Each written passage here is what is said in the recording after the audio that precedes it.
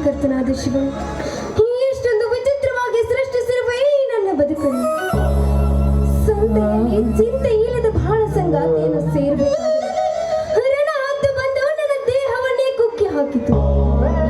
ನನ್ನನ್ನು ನಂಬಿದವರಿಗೆ ನಾನಾವ ಭಾವಚಿತ್ರ ತೋರಿಸಲಿ ಅವರ ಕಣ್ಣಿಗೆ ಇಲ್ಲ. ನಾನು ಬದುಕಬಾರದು ಬದುಕಬಾರದು ಬದುಕಬಾರದು. ಸ್ವರ್ಗ ಸಿರಿ ಸಂಪತ್ತು ಇವೆಲ್ಲ ನನಗೇನು ಬೇಡ. ನಿನ್ನ ಪವಿತ್ರ ಪ್ರೇಮ ಶ್ರೀಮಂತಿಕೆಯ ಶೀಲು ವರ್ಗದ ಸಮನಾದ ನಿನ್ನ ಸೌಂದರ್ಯ ಸಂದೇಶಕ್ಕಷ್ಟು ಪರಿಶುದ್ಧವಾದ ನಿನ್ನ ಗುಣ ಇದರ ಮುಂದೆ ನನ್ನ ಕಣ್ಣಿನಲ್ಲಿ ಈ ಸ್ವರ್ಗಕ್ಕೂ ಕೀಳಾಗಿ ಕಾಣುವುದು ಅಂಬಿಕ ನಿನ್ನ ಕಾಣುವುದು. ಇಲ್ಲ ಅರವಿಂದ್, ಇಲ್ಲ ಇಲ್ಲ ಇಲ್ಲ, ನೀವು ತಿಳಿದುಕೊಂಡ ಅಂಬಿಕಾ ನಾನಾಗಿಲ್ಲ. ಅಂಬಿಕಾ ಅಮೃತದ ಪಾತ್ರೆಯಲ್ಲಿರುವ ಹಾಲೆಂದು ನೀವು ಭಾವಿಸಿದ್ದೀರಿ. ಈ ಹಾಲಿನಲ್ಲಿ ಮೃಗ ಮಾನವರು ಬಂದು ಉಪ್ಪಿನ ಹರಳು ಹಾಕಿದ್ದಾರೆ. ಇಲ್ಲ ಅರವಿಂದ್, ಇಲ್ಲ, ನಾನು ನಿಮಗೆ ಮೋಸ ಮಾಡುವುದಿಲ್ಲ ಅರವಿಂದ್, ಮೋಸ ಮಾಡುವುದಿಲ್ಲ.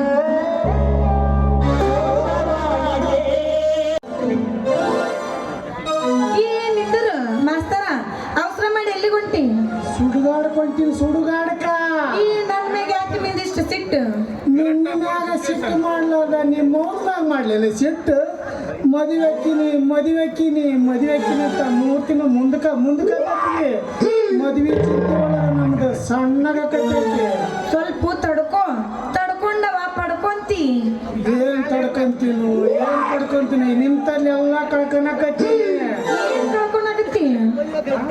ಏನ್ ಕಳ್ಕೊಳಕತ್ತಿ? ಅಲ್ಲ ನಿನ್ನ ಮ್ಯಾಗಿರೋ ಪ್ರೀತಿನ ತಡ್ಕನ ಶಕ್ತಿ ನಮ್ಮ ಇನ್ನೂ ಉಳಿದಿಲ್ಲ. ನಿನ್ನ ನೋಡಿದ್ರೆ ನಿಂತಲ್ಲೇ ನೋಡಿಗಟ್ಲ ನೀ ನನಗೆ ಬಂದು ಕಿಸ್ ಮಾಡಿದಂಗೆ ಆಕೈತಿ, ತೆಕ್ಕಿ ಬಡ್ದಂಗೆ ಆಕೈತಿ, ಮಗ್ಗಲು ಬಂದು ಮಕ್ಕಂದಾಗ ಆಕೈತಿ. ಮುಂಜಾನೆ ಎಲ್ಲ ಸೋರಿ ಬಿಟ್ಟಿರ್ತೈತಿ. ಏನದು ಸೋರುದು? ಬಾಯನ್ ಜೊಲ್ಲು. ಏನಿನ ಅಡ್ನೇಡಿ ನೀನ ನಾ ಏನ ಬಾಯಾಗಿನ ಜೊಲ್ಲು ಸೊರ್ಸಾಕ?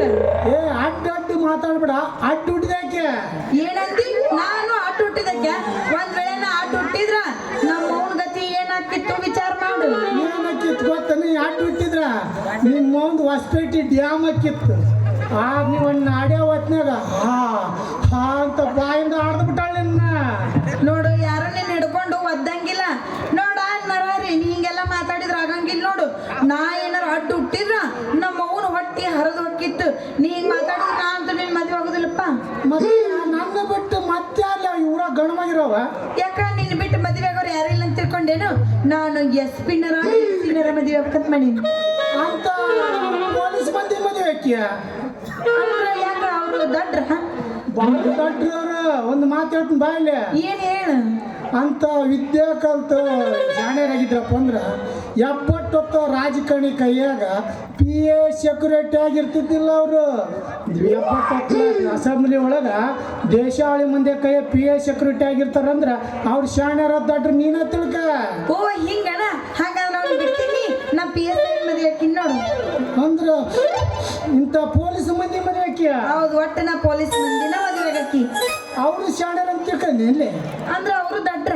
ಬಾಳ ದಡ್ರ. ಅಂದ್ರ ಇಡೀ ಜಗತ್ನಾಗ ಎಲ್ಲಾರು ದಡ್ರು, ನೀ ಮಾಸ್ತರ್ ಒಬ್ಬ ಶಾನೆ ಅಂತೇನ? ಈ ಮಾಸ್ತರ್ ಹಕ್ಕಿಕತ್ತು ಹೇಳ್ತೀನಿ ಕೇಳು. ಸಾಲಿಗೆ ಹೋದ ಸಣ್ಣ ಹುಡುಗಿಯರಿಗೆ ಮಣ್ಣಾಗಿ ಮಾತಾಡಿ ಗರ್ಭವತಿ ಮಾಡೋ ಅಂತ ಮಾಸ್ತರ್ಗಳು ಎಷ್ಟಿಲ್ಲ. ಹೋಗು, ನಾ ಅಂತೂ ನಿನ್ ಮದ್ವೆ ಆಗಂಗಿಲ್ಲ. ನಾ ಮಾತ್ರ ನರ್ಸಣ್ಣ ಮದ್ವೆ ಹಾಕಿನ್ ನೋಡು.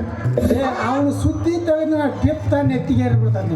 ಯಾಕ? ಅವ್ನು ನಂಬಿದ ಗೆಳತಂದ ಮೋಸ ಮಾಡ್ಯಾನ. ಬದ್ಮಾಸ್ ನನ್ನ ಮಗ, ಲೋಪರ್ ಮಗ, ಕಚ್ಚಡ ನನ್ನ ಮಗ. ಅವ ಎದ್ದೊಂದು ನೌಕರಿ ಕಳ್ಕಂದು ಬೀದಿ ಅಮಲಿ ಮಾಡಕತ್ತಾನ.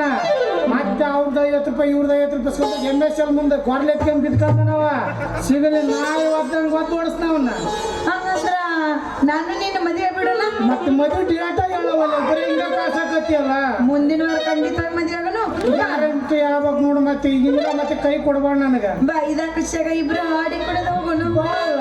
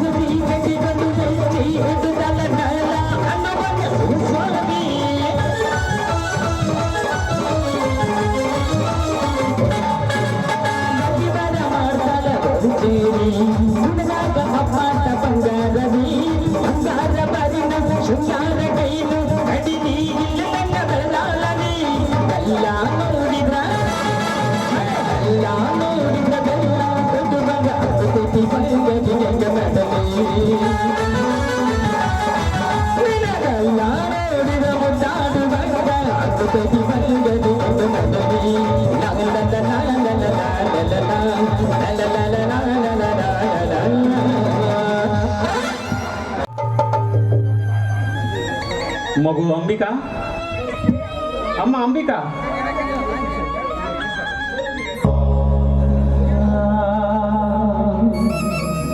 ಒಳಗಡೆ ಏನು ಮಾಡುತ್ತಿರಬೇಕು ಈ ಹುಚ್ಚು ಹುಡುಗಿ? ನಿನಗಾಗಿ ನಿನ್ನ ಗೆಳತಿಯರು ಆ ದೇವರ ಗುಡಿಯಲ್ಲಿ ಕಾಯುತ್ತಾ ಕುಳಿತಿದ್ದಾರೆ. ಬೇಗ ಶೃಂಗಾರವಾಗಿ ಅಲಂಕರಿಸಿಕೊಂಡು ಮದುಮಗಳಾಗಿ ಹೊರಗಡೆ ಬಾರಮ್ಮ. ಅಮ್ಮ ಅಂಬಿಕಾ,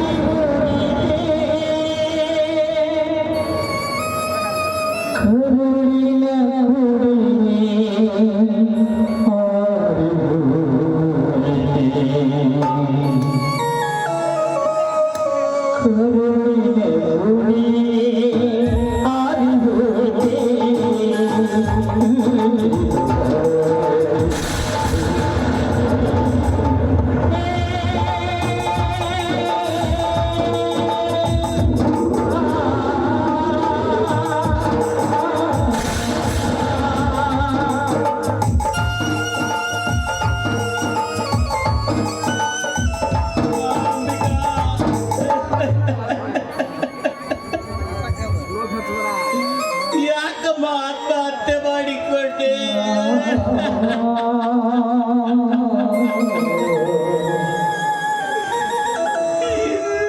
ಆತ್ಮಹತ್ಯೆ ಮಾಡಿಕೊಳ್ಳುವ ಒಪ್ಪಿಗೆಯಾದರೂ ಹೇಗೆ ತುಂಬಿಕೊಂಡಿದ್ದಮ್ಮ ನೀನು?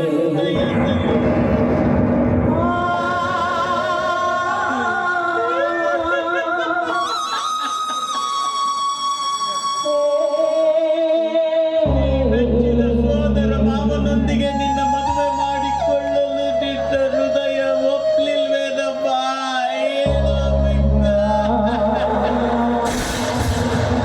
ಹೇಳಮ್ಮ, ಹೇಳು.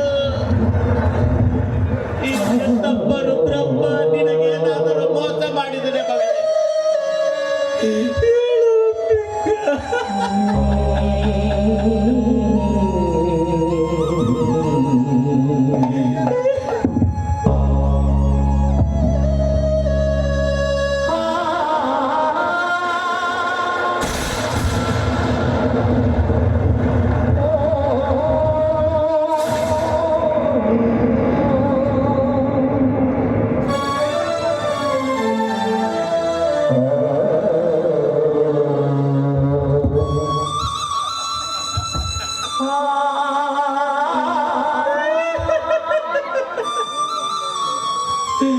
ಮದುವೆಯ ದಿವಸ ಎಂತ ಮೋಸ ಮಾಡಿಬಿಟ್ಟೆ ಅಮ್ಮ ನನಗೆ.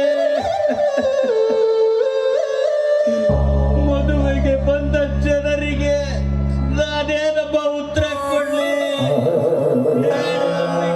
ಹೇಳು. ಮಲಗುವಾಗ ಮಧ್ಯರಾತ್ರಿವರೆಗೂ ಹೇಳಿದ್ದೆ ಅಲ್ಲಮ್ಮ, ಅಮ್ಮ ನಾಳೆ ನಾನು ಮದುಮಗಳಾಗಿ ಮಂಟಪದಲ್ಲಿ ಕೂರುತ್ತೇನೆ. ಮದುವೆ ಮಂಟಪಕ್ಕೆ ಹೋಗಬೇಕಾದ ನನ್ನ ಮಗಳು ಮನೆಯಲ್ಲೇ ಮಲಗಿದ್ದೀಯಲ್ಲಮ್ಮ. ಯಾಕೆ ಅಂಬಿಕಾ, ಯಾಕೆ?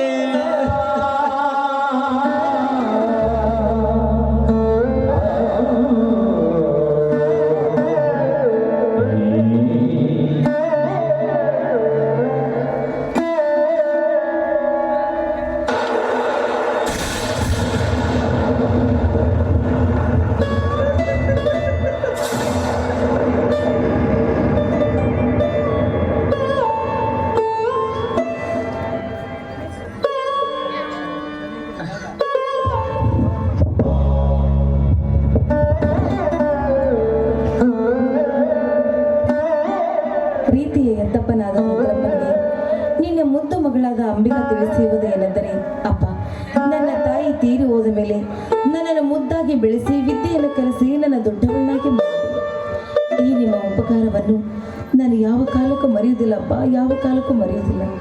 ಆದರೆ ಮದುವೆಯ ಮೊದಲ ದಿವಸ ನನ್ನ ಜೀವನದಲ್ಲಿ ನಡೆಬಾರ್ದ ಘಟನೆ ನಡೆದು ಹೋಯಿತು ಅಪ್ಪ, ನಡೆದು ಹೋಯಿತು. ಮನೆಯಲ್ಲಿ ನೀವು ಯಾರೂ ಇರಲಿಲ್ಲ. ಯಾರೂ ಇಲ್ಲದ ಸಮಯದಲ್ಲಿ ಈ ಊರಿನ ನ್ಯಾಯಾಧೀಶ ಎನಿಸಿಕೊಂಡಿರುವ ಧನರಾಜ ಮಗ ಮಾಂತೇಶ್ ನಮ್ಮ ಮನೆಗೆ ಬಂದು ನನ್ನ ಶೀಲವನ್ನು ಹಾಳು ಮಾಡಿಬಿಟ್ಟನಪ್ಪ, ನನ್ನ ಶೀಲವನ್ನು ಹಾಳು ಮಾಡಿಬಿಟ್ಟ.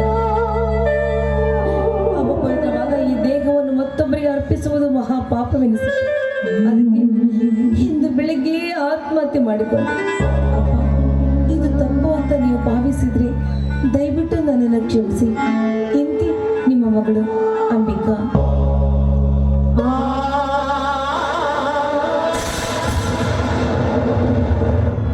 ಮದುವೆಯಾಗಿ ಮದುವೆ ಮಂಟಪಕ್ಕೆ ಹೋಗಬೇಕಾದ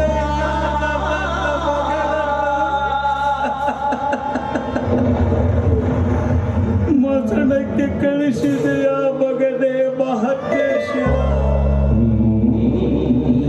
ನೀನು ನಿನ್ನ ತಾಯಿಯ ಗರ್ಭದಲ್ಲಿ ಒಕ್ಕರು ಬಿಡುವವನಲ್ಲ ಈ ರುದ್ರ. ಈ ರುದ್ರದ ರುದ್ರ ತಾಂಡವ.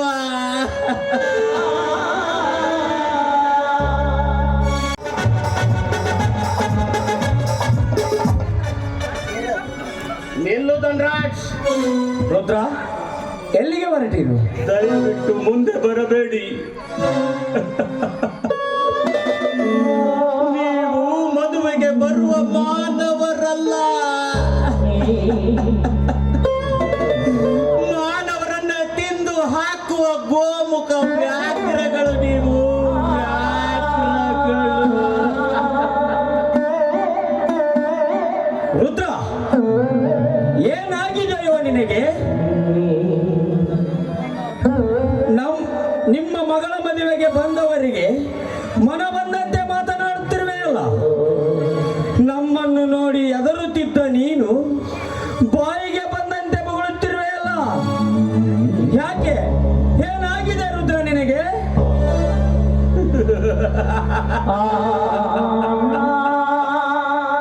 ಹುಚ್ಚು ಹುಚ್ಚು ಹಿಡಿದಿದೆ ದಣಿ, ನನಗೆ ಹುಚ್ಚು ಹಿಡಿದಿದೆ. ಎಚ್ಚರ ಹೇಳುವರ ಮನೆಯಲ್ಲಿ ಹುಚ್ಚನಾಗಿ ದುಡಿದೆನಲ್ಲ. ಕಿಚ್ಚು ತಾಳಲಾರದೆ ಹುಚ್ಚನಾಗಿದ್ದೇನೆ.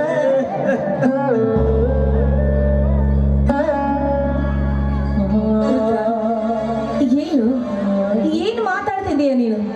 ನಿನ್ನ ಮಾತಿನ ಅರ್ಥವೇ ನಮ್ಗೆ ಅರ್ಥ ಇಲ್ಲ. ನಮ್ಮನ್ನು ಕಂಡ್ರೆ ಗೌರವದಿಂದ ಮಾತನಾಡಬೇಕಾದವನು ನೀನು ಇಂದು ನಮಗೆ ಏಕವಚನದಲ್ಲಿ ಮಾತಾಡ್ತಿದೆಯಲ್ಲ. ಏನಾಗಿದೆ ನಿನಗೆ?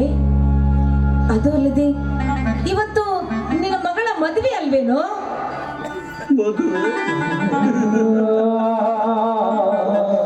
ಮದುವೆ ಎಂಬ ಮೂರಕ್ಷರ ಮುಗಿದು ಹೋಗಿದೆ ತಾಯಿ, ಮುಗಿದು ಹೋಗಿದೆ. ಮದುವೆಯಾಗಿ ಮದುವೆ ಮಂಟಪಕ್ಕೆ ಹೋಗಬೇಕಾದ ನನ್ನ ಮಗಳು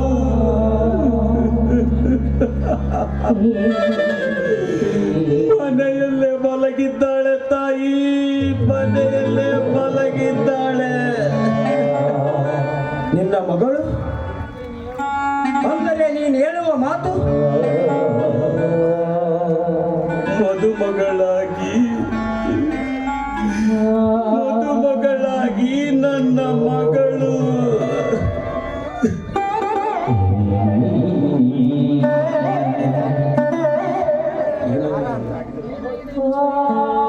ಮದುವೆಯಾಗಿ ಮದುವೆ ಮಂಟಪಕ್ಕೆ ಹೋಗಬೇಕಾದ ನನ್ನ ಮಗಳು ಮನೆಯಲ್ಲೇ ಮಲಗಿದ್ದಾಳೆ.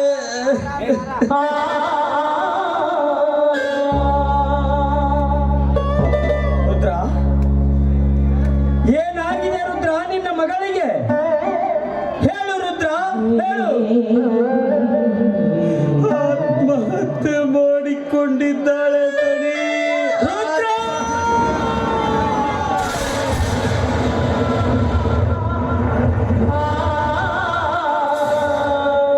ಏನು ಹೇಳುತ್ತಿರುವೆ ರುದ್ರ? ಈ ಮಾತು ಸತ್ಯವೇ? ಸತ್ಯ ದಣಿ, ಸತ್ಯ.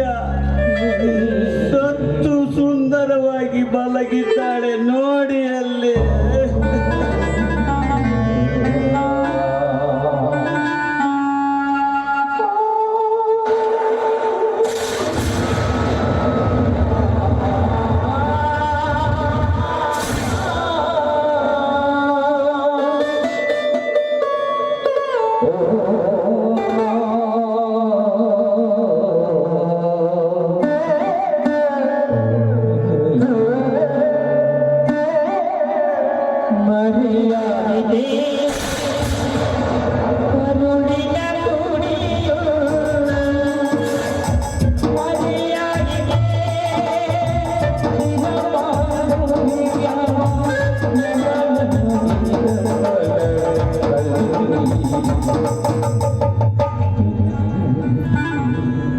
ರುದ್ರ, ನಿನ್ನ ಮಗಳು ಆತ್ಮಹತ್ಯೆ ಮಾಡಿಕೊಳ್ಳುವ ಆಪತ್ತಾದರೂ ಏನು ಹೊಂದಿತು? ಯಾವ ಕಾರಣಕ್ಕಾಗಿ ಆತ್ಮಹತ್ಯೆ ಮಾಡಿಕೊಂಡಳು? ಯಾವ ಅವಮಾನಕ್ಕಾಗಿ ಆತ್ಮಹತ್ಯೆ ಮಾಡಿಕೊಂಡಳು? ಹೇಳು ರುದ್ರ, ಹೇಳು. ಆಪತ್ತು, ಅಪಮಾನ, ಅವಮಾನ ಎಂದು ತಂದುಕೊಂಡವಳಲ್ಲ ನನ್ನ ಮಗಳು. ಅಪಮಾನ ಮಾಡಿ ಅವಮಾನಗೊಳಿಸಿ ಅವಳ ಮೇಲೆ ಅತ್ಯಾಚಾರ ಮಾಡಿದ. ಯಾರವರು? ಅವ್ರು ಯಾರು ಅಂತ ಹೇಳಿರುದ್ರ? ಯಾರವರು? ಯಾರೋ ಚಾಂಡಾಲ, ನಿನ್ನ ಮಗಳ ಆತ್ಮಹತ್ಯೆಗೆ ಕಾರಣಕರ್ತನಾದ ಚಾಂಡಾಲ ಯಾರು?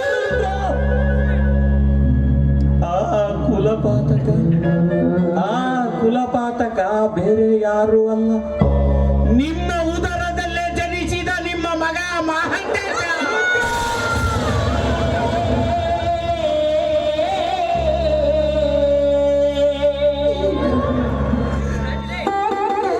ಏನು ಹೇಳ್ತಾ ಇದೆಯೋ ರುದ್ರ? ನನ್ನ ಮಗ ಇಂಥ ಕೃತ್ಯಗೈದಾನೆ.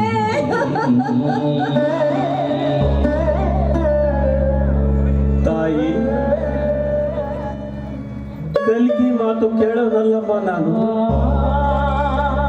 ಕಲ್ಕಿ ಮಾತು ಕೇಳಿದ್ರೆ ಕಲ್ಲು ಸಹ ಕರಗುತ್ತೆ.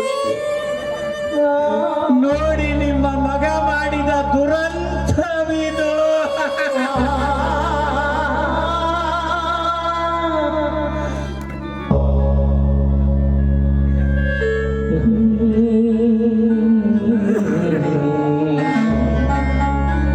ಮಹಂತೇಶ,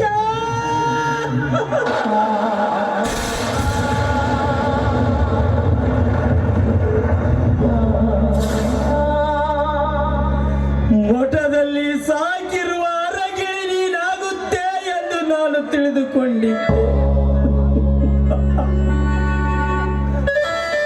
ಆದರೆ ಕಟಕರ ಮಾತು ಕೇಳಿ ಹಸಿ ಮಾಂಸ ತಿನ್ನುವ ಹತ್ತು ನೀನಾಗುತ್ತೆ ಎಂದು ನಾನು ಭಾವಿಸಿರಲಿಲ್ಲ. ನನ್ನ ಮಗ ಮಾಂತೇಶ ಇಂಥ ನೀಚ ಕೃತ್ಯಗೈದಾನಂತ ನಾನು ಕನಸು ಮನಸ್ಸಲ್ಲೂ ನೆನೆಸಿರ್ಲಿಲ್ಲ ಸ್ವಾಮಿ. ಯಾರೂ ನೆನೆಸಿರಲಿಲ್ಲ ತಾಯಿ ಸನ್ನಿವೇಶವನ್ನು. ಆದರೆ ಕನಸನ್ನು ನನಸು ಮಾಡಿಕೊಂಡು ಹೋದವನು ಇಲ್ಲಿಲ್ಲ. ಈಗ ಉಳಿದಿರುವರು ನಾವು 3 ಜನ ಮಾತ್ರ. ಸನ್ನಿವೇಶವನ್ನು ನೋಡಿ ನಿಮ್ಮ ಮನಸ್ಸಿಗೆ ಸಂತೋಷಪಡಿಸಿಕೊಳ್ಳಿ. ಯಾಕೆಂದ್ರೆ ಇಂಥ ಸಂತೋಷದ ಸಮಯ ಮತ್ತೆ ನಿಮಗೆ ಸಿಗಲಾರದು.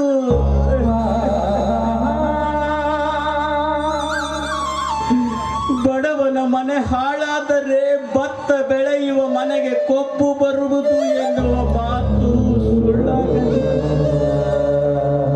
ಧನರಾಜ್, ನಾನು ಏಕವಚನದಲ್ಲೇ ಮಾತನಾಡಿದರೆ ನಿಮ್ಮ ಆತ್ಮಕ್ಕೆ ಅವಮಾನವಾಗಬಹುದಲ್ಲೇ? ಯಾಕೆಂದರೆ ಮಾನವಂತರ ಮನೆತನದ ಮುತ್ತುಗಳು ನೀವು. ನಿಮಗೆ ಮದುವೆಯಾಗಿ 3 ವರ್ಷ ಕಳೆದರೂ ನಿಮಗೆ ಮಕ್ಕಳು ಹುಟ್ಟಲಿಲ್ಲ. ನಿಮಗೆ ಒಬ್ಬ ಮಗ ಹುಟ್ಲಿ, ಈ ಊರಲ್ಲಿರುವ ಎಲ್ಲ ದೇವರಿಗೆ ತುಪ್ಪದ ಅಭಿಷೇಕ ಮಾಡ್ತೀನಿ ಅಂತ ಬೇಡಿಕೊಂಡೆ. ಆದರೆ ನಿಮ್ಮ ಮಗ ಹಾಲು ಎರೆದವರಿಗೆ ವಿಷ ಕೊಟ್ಟು ಹೋದ. ದೊಡ್ಡವರ ಮಗನೆಂದು ಎತ್ತಿ ಆಡಿಸಿದೆ. ಕೊನೆಗೊಂದು ದಿನ ನನ್ನ ಎದೆಗೆ ಒದ್ದು ಹೋದ ನಿನ್ನ ಮಗ.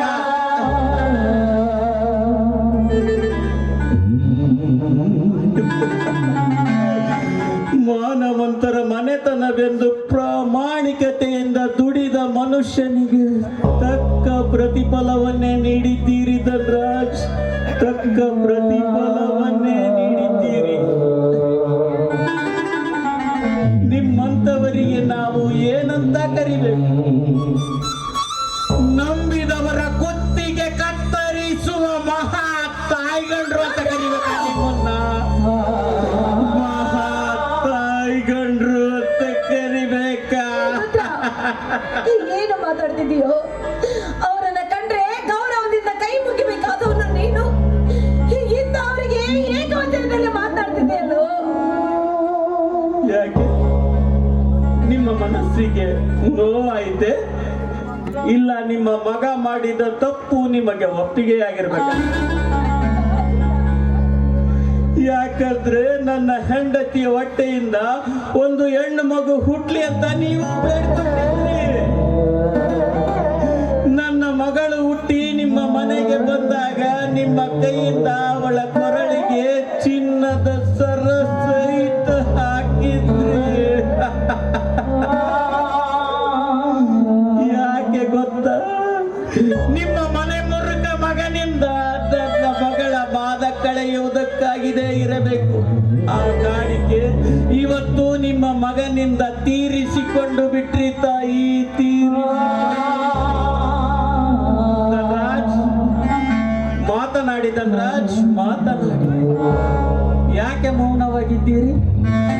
ಮಾತನಾಡುವ ನಾಲಿಗೆ ನಾಚಿಕೊಂಡಿದ್ದೆ, ಧೈರ್ಯ ಎದರಿಕೊಂಡಿದ್ದೆ, ಮಾತನಾಡುವ ರೀತಿ ತಪ್ಪಿ ಹೋಯಿತೆ ಧನರಾಜ್, ರೀತಿ ತಪ್ಪಿ ಹೋಯಿತೆ.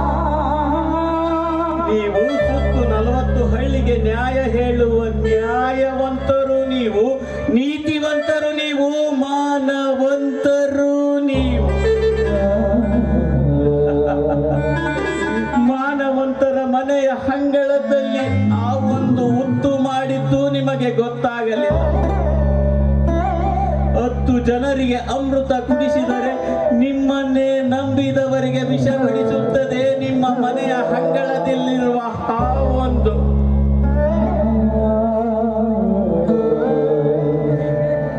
ಇದು ಮಾನವಂತರ ಮನೆತನದ ಕತೆ ಅಲ್ಲಲ್ಲ. ವ್ಯಾಥೆ, ವ್ಯಾಥೆ, ವ್ಯಾಥೆ. ನಿನಗೆ ಕೈ ಮುಗಿದು ಕೇಳ್ಕೊತಾ ಇದ್ದೀನಿ, ದಯವಿಟ್ಟು ಮನನ ಎಂತ ಮಾತುಗಳನ್ನ ಆಡಬೇಡ ರುದ್ರ, ಆಡಬೇಡ. ಮಾದೇವಿ, ದಯವಿಟ್ಟು ನೀನು ಮೌನ ತಾಳಿ ನಿಲ್ಲು. ಮಧ್ಯದಲ್ಲಿ ಮಾತನಾಡಿದರೆ ನನ್ನ ಆಣೆಯಾಗಿ.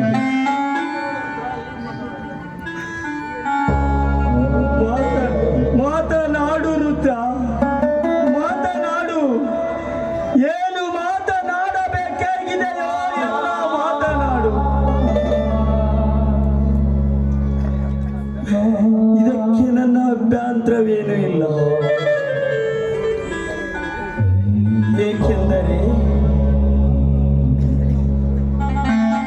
ಏಕೆಂದರೆ ಮನನೊಂದು ಮಾತನಾಡುವರ ಮುಂದೆ ನಾವು ಮರಳಿ ಮಾತನಾಡಿದರೆ ತಪ್ಪಾಗುತ್ತದೆ. ಮಕ್ಕಳನ್ನು ಕಳೆದುಕೊಂಡವರ ನೋವು ಎತ್ತವರಿಗೆ ಗೊತ್ತಾಗುತ್ತದೆ, ನಿಂತು ನೋಡುವವರಿಗಲ್ಲ.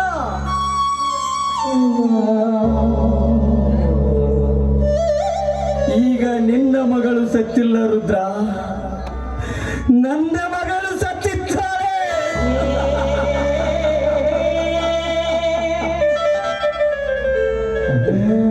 ಮದುವೆ ನಿಂತಿದ್ದು ನಿನ್ನ ಮಗಳ ಮದುವೆ ಅಲ್ಲ, ನನ್ನ ಮಗಳ ಮದುವೆ. ಎತ್ತ ಮಗ ಮಾಡಿದ ತಪ್ಪನ್ನು ಮೆಚ್ಚಿಕೊಳ್ಳುವ ಮೂರ್ಖನು ನಾನಲ್ಲ.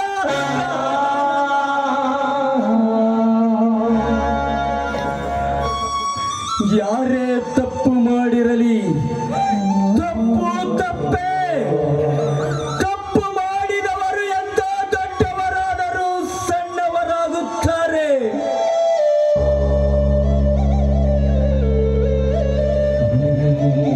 ಈಗ ನೀನು ನನಗೊಂದು ಮಾತು ಕೇಳುತ್ತೇನೆ. ಕೇವಲ ಪೆಟ್ಟಿನಿಂದ, ಕೇವಲ ಮಾತಿನ ಪೆಟ್ಟಿನಿಂದ ಹೊಡೆದರೂ ನಮಗೆ ಅರಿವಾಗುವುದಿಲ್ಲ ರುದ್ರ.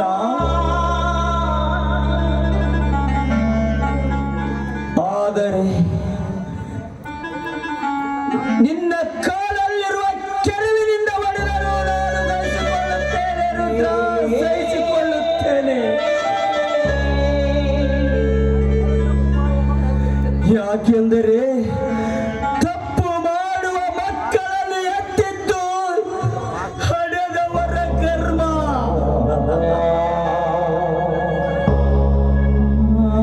ಕರ್ಮ ಕಳೆದುಕೊಳ್ಳುವುದು ಎತ್ತವರ ಧರ್ಮ.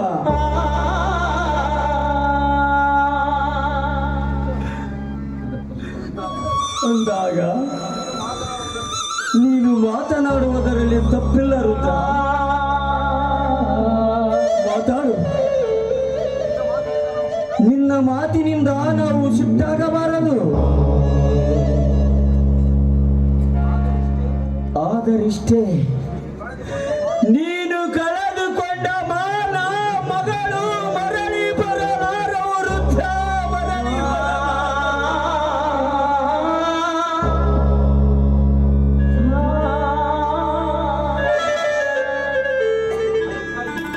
ಅದಕ್ಕಾಗಿ ನಿನ್ನ ಹತ್ತಿರ ಒಂದು ಭಿಕ್ಷೆ ಬೇಡುತ್ತೇನೆ, ನಡೆಸಿಕೊಡುತ್ತೇನೆಂದು ನನಗೆ ಮಾತು ಕೊಡು. ಅದಕ್ಕಾಗಿ ನಿಮ್ಮ ಮಗ ಮಾಡಿದ ತಪ್ಪನ್ನು ನಾನು ಮರೆತು ಬಿಡಲೇ? ಮರೆತು ಬಿಡು ಎಂದು ಹೇಳಲು ನಾನು ಹುಚ್ಚನಲ್ಲ. ಎಚ್ಚರ ತಪ್ಪಿ ಮಗ ಮಾಡಿದ ತಪ್ಪಿಗೆ ಶಿಕ್ಷೆ ಕೊಡಲು ನನಗೆ ಕೊಡು. ಅದು ನಿನ್ನಿಂದಾಗಬಾರದು. 10 ಜನರಿಗೆ ನ್ಯಾಯ ಹೇಳುವ ನಾನು ನನ್ನ ಮಗನಿಗೆ ನಾನು ಶಿಕ್ಷೆ ಕೊಡದೆ ಹೋದರೆ ಆ ದೇವರು ಸಹ ಮೆಚ್ಚಲಾರನು, ಮೆಚ್ಚಲಾರನು. ಆದರೆ ನಿನ್ನ ಹತ್ತಿರ ಒಂದೇ ಭಿಕ್ಷೆ ಬೇಡುತ್ತೇನೆ. ಇಲ್ಲ ಅಂತ ಹೇಳಬೇಡ ರುದ್ರ.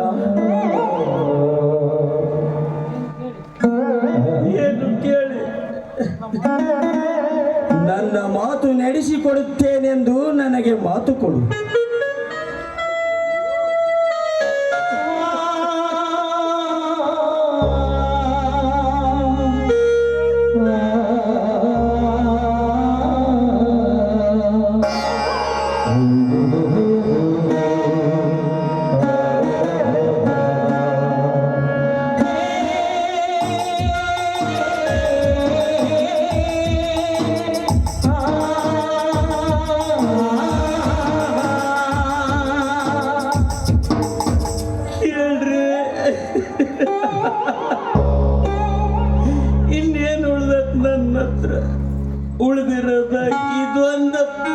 ಮಾಡ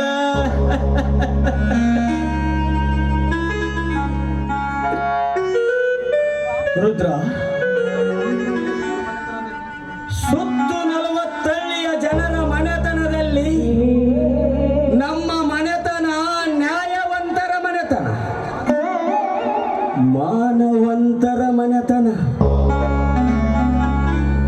ಇಂಥ ಮನೆತನದಲ್ಲಿ ಹುಟ್ಟಿದ ಮಗ ಇಂಥ ತಪ್ಪು ಮಾಡಿದ್ದಾನೆ ಎಂದು ಜನರಿಗೆ ಗೊತ್ತಾದರೆ ನಮ್ಮ ಮನೆತನದ ಮಾನ ಮಣ್ಣು ಪಾಲಾಗಿ ಹೋಗುತ್ತದೆ ರುದ್ರ, ಮಣ್ಣು ಪಾಲಾಗುತ್ತದೆ. ಅಂದಾಗ ನಾವು ಇದ್ದರೂ ಸತ್ತಂತೆ. ಅದಕ್ಕೋಸ್ಕರ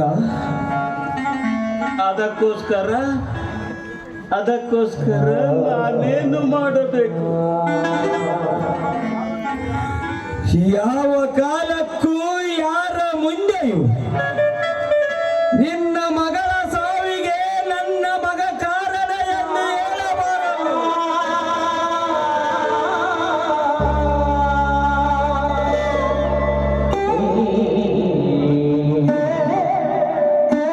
ಇದು ಆತ್ಮಹತ್ಯೆ ಅಲ್ಲ, ಆಕಸ್ಮಿಕ ಸಾವು ಎಂದು ಹೇಳಬೇಕು.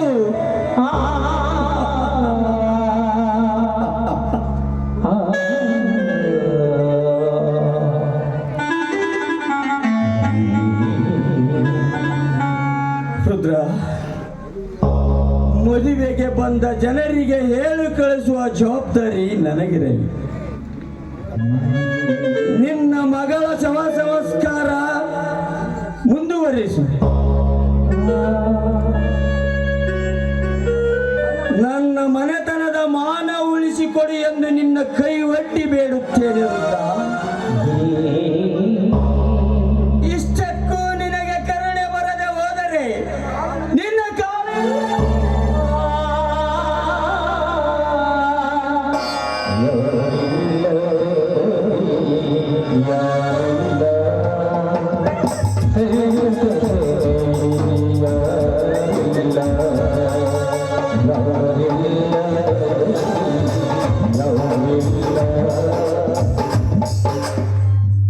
ಧನರಾಜರೇ, ಅತ್ತರೆ ಕಣ್ಣೀರು ಬರುವುದು ಸ್ವಾಭಾವಿಕ. ಆದರೆ ನೀವೇಳುವ ಮಾತು ಅತ್ತರು ಕಣ್ಣೀರು ಬರದಂತೆ ಅಳು ಎಂದು ಹೇಳಿದಂತಾಗುತ್ತದೆ ನಿಮ್ಮ ಮಾತು.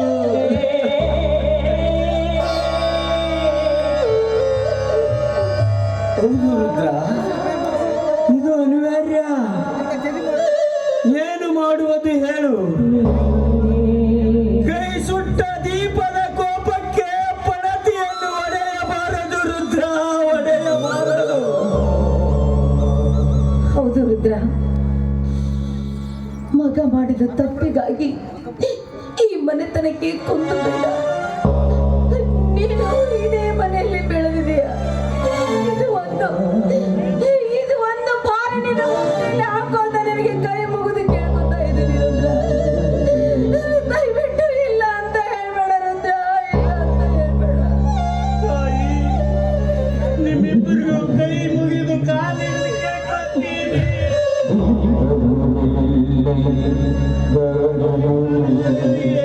ಎದ್ದೇಳುವಂತ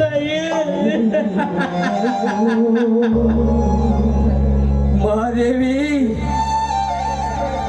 ರುದ್ರ ಇಟ್ಟ ಅಭಿಮಾನ ನಿನ್ನ ಮಗ ಇಡಲಿಲ್ಲ. ಅದನ್ನು ಗೊತ್ತು ಮಾಡಿಕೋ ರುದ್ರ. ನಿನ್ನ ಮಗಳ ಶವ ಸಂಸ್ಕಾರ ನಡೆದು ಹೋಗಲಿ. ನಾನು ಮದುವೆಗೆ ಬಂದ ಜನರಿಗೆ ಹೇಳಿ ಕಳಿಸುತ್ತೇನೆ.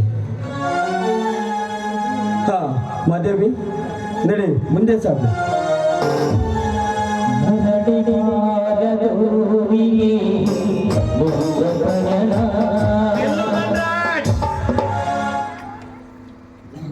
ನಿಮ್ಮ ಮನೆಯ ಅನ್ನ ಉಂಡ ಋಣಕ್ಕಾಗಿ ನಿಮ್ಮ ಮಾತನ್ನು ನಾನು ನಡೆಸಿಕೊಡುತ್ತೇನೆ. ಆದರೆ ನಿಮ್ಮ ಮಗ ಮಾಡಿದ ತಪ್ಪಿಗೆ ನೀವು ಶಿಕ್ಷೆ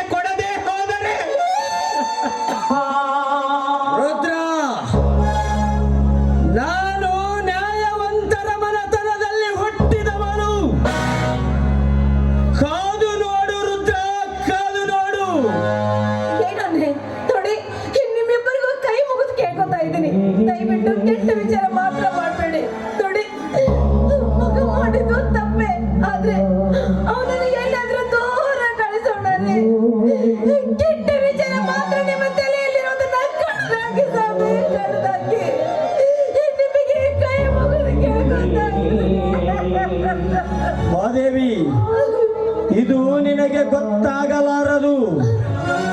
ಮೊದಲು ಮುಂದೆ ಸಾಗು. ಅಲ್ಲ ನನ್ನ ಮಾತಾಡೋದು ಕೇಳಿ.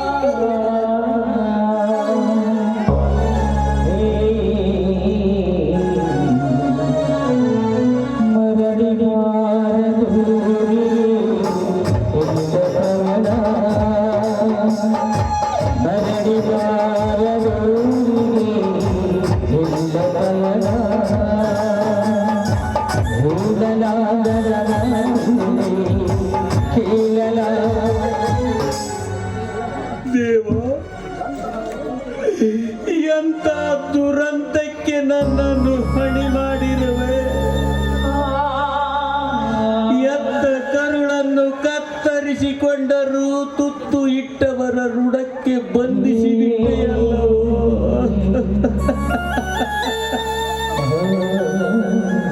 ಅದಕ್ಕೆ ಅಂದಿರಬೇಕು, ಎತ್ತ ಮಕ್ಕಳನ್ನು ಕತ್ತರಿಸಿಕೊಂಡರೂ.